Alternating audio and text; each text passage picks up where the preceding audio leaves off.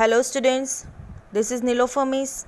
We'll start with our next paragraph, and our next paragraph is the power and jurisdiction of the Supreme Court.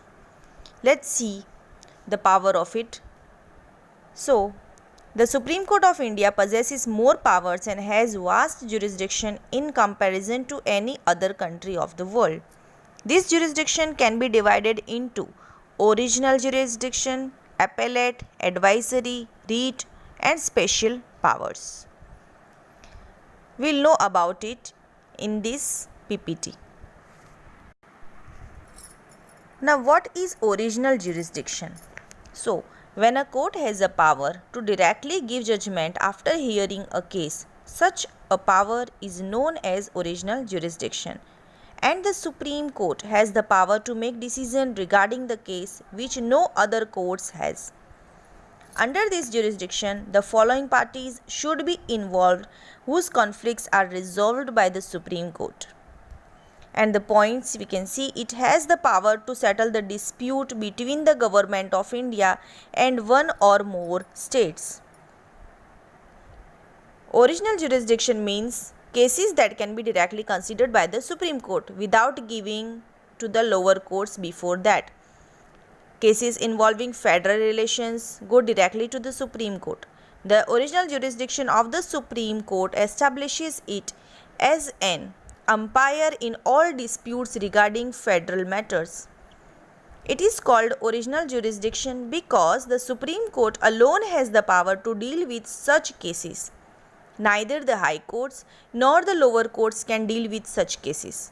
In this capacity, the Supreme Court not just settles dispute but also interprets the power of union and state government as laid down in the Constitution. The Supreme Court has the right to give judgment concerning any set of union government or constitutionality. It has the power to protect and preserve the fundamental rights of the citizen of India. I told you previously also, if there is any case related to fundamental rights, you can directly go to the Supreme Court. Moreover, it is empowered to issue of habeas corpus or order of prohibition. It is not in the jurisdiction of the Supreme Court to settle disputes related to the distribution of river waters between states and states. A separate water tribunal gives judgment. The judgment of the Supreme Court is final and it cannot be challenged anywhere. They have to be respected by all.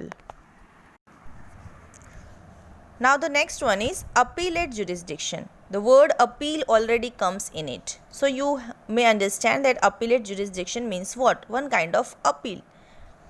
Three types of appeals can be made in the Supreme Court under the appellate jurisdiction. Which are they? So the first one is cases of constitutional interpretation. Second, appeal against the civil cases. And third, appeal against criminal cases related to constitutional interpretation, civil cases or criminal cases. Any person can approach a Supreme Court against the judgment, order or writ given by the High Court on any case only if a certificate is issued by the High Court along with the judgment that the case involves any matter pertaining to the Constitution which has been falsely interpreted or contains any important question of law, and hence the petitioner can appeal in the Supreme Court for the same. Appellate jurisdiction means that the Supreme Court will reconsider the case and the legal issues involved in it if the court thinks that the law or the Constitution has a different meaning from what the lower courts understood. Then the Supreme Court will change the ruling and along with that also give new interpretation of the provision involved. The high courts too have appellate jurisdiction over the decisions given by courts below them. Appeals can be done to the courts which are higher than the lower. It means if you are not satisfied with the decision of the lower court, you can appeal to the higher court to that. A person can appeal to the Supreme Court against the decision of the High Court. However, High Court must certify that the case is fit for appeal. That is to say that it involves a serious matter of interpretation of law or constitution.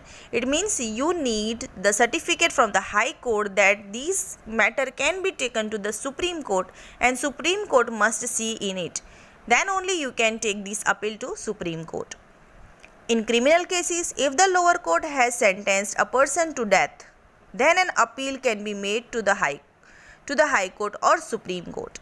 Of course, the Supreme Court holds the power to decide whether to admit appeal even when appeal is not allowed by the High Court. If it is the matter of death, then if High Court is not giving any certificate, then also you may go to the Supreme Court. Next is advisory jurisdiction. This means that the President of India can refer any matter that is of public importance or that which involves interpretation of Constitution to Supreme Court for advice. The name or the word already advisory comes. Through this word you may understand that this is related to one kind of advice. In that, the first one, it allows the government to seek legal opinion on the matter of importance before taking action on it. Or the second point, the government can make suitable changes in its action or legislations. If the President feels that any particular matter or question holds importance from the point of view of public welfare, then the President can take a counsel of the Supreme Court by sending the matter or question to the Supreme Court for consideration. Under this provision, the President can avail counsel from the Supreme Court in the questions pertaining to law, reality and constitutional interpretation or relevancy of any bill. But if the Supreme Court finds it unnecessary to consider or give opinion on the sent matter, it can send it back to the President. And it is not mandatory for the President to follow the advice or counsel given by the Supreme Court. Other powers.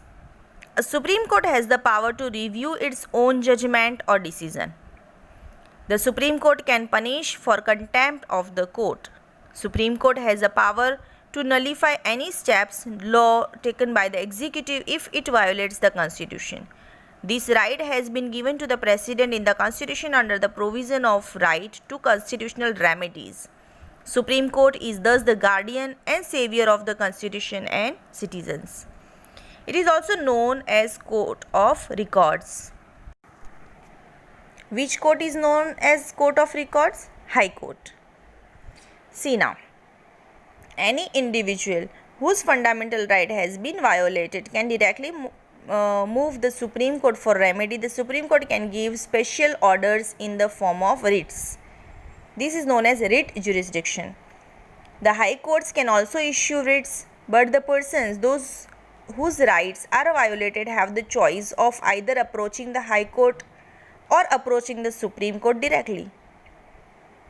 Then in special powers, it can grant special leave to an appeal from any judgment or matter passed by any court in the territory of India.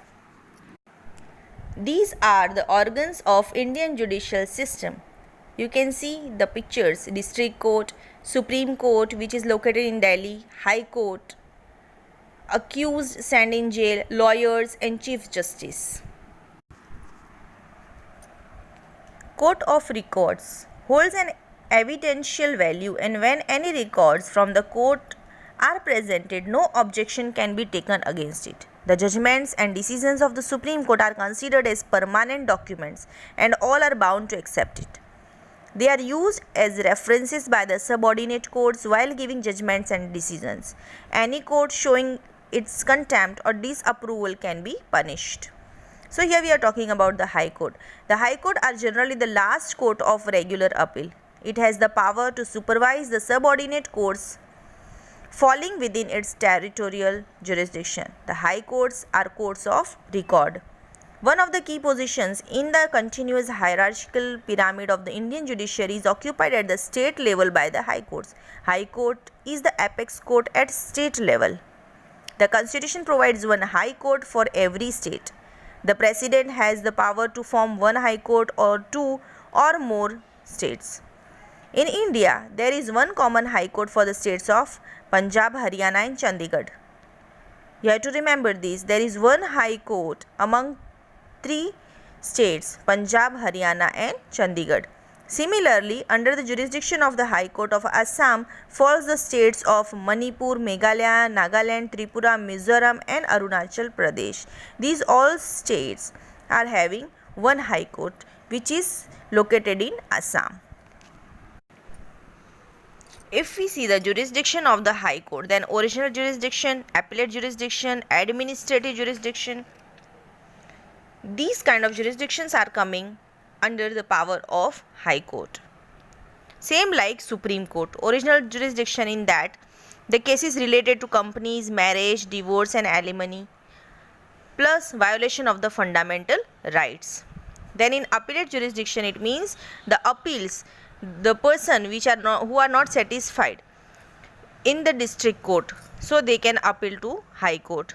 And then comes administrative jurisdiction. Then each High Court has the authority and power to supervise the working of all subordinate courts and tribunals.